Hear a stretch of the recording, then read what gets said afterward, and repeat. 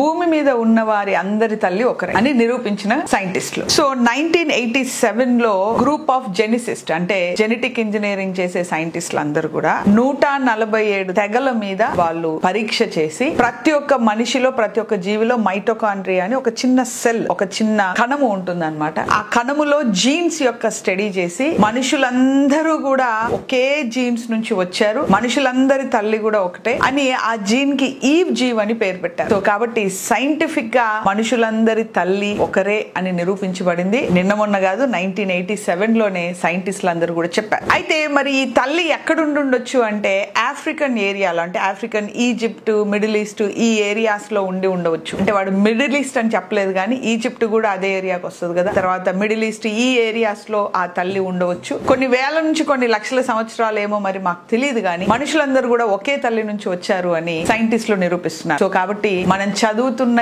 ఈ వాక్యము మనకి ఏదైతే నేర్పిస్తుందో అది సైన్స్ కి వ్యతిరేకమైనది కాదు, కానీ ఈ వాక్యము సైన్స్ ద్వారా నిరూపించబడుతుంది. కాబట్టి మీ విశ్వాసాన్ని గట్టిగా పట్టుకోండి. యేసయ్య యందు, ఆయన వాక్యం యందు విశ్వాసం ఉంచండి. ఖచ్చితంగా దేవుడు మీ జీవితంలో అద్భుతం చేస్తాడు.